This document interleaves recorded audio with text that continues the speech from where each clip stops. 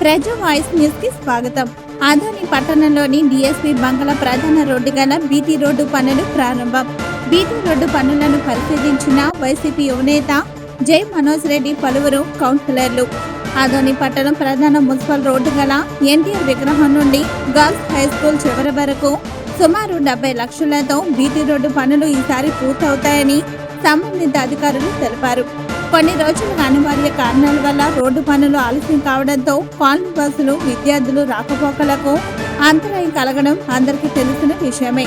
ఇక మీదట రాకపోకలకు ఎలాంటి ఇబ్బందులు ఉండవని మున్సిపల్ అధికారులు తెలిపారు.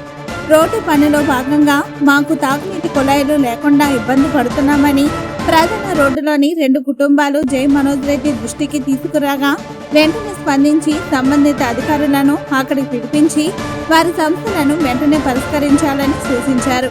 సంబంధిత అధికారి 2 రోజుల్లోనే వారికి తాగునీరు అందే విధంగా సమస్యను పరిష్కరిస్తానని తెలపడంతో మనోజ్ రెడ్డికి మరియు వార్డ్ కౌన్సిలర్కు కృతజ్ఞతలు తెలిపారు. ఈ కార్యక్రమంలో కాంట్రాక్టర్ గోవర్ధన్ రెడ్డి, వైసీపీ నాయకులు వెంకటేశ్వర రెడ్డి, పలువురు కౌన్సిలర్లు, వైసీపీ నాయకులు, కార్యకర్తలు తదితరులు పాల్గొన్నారు.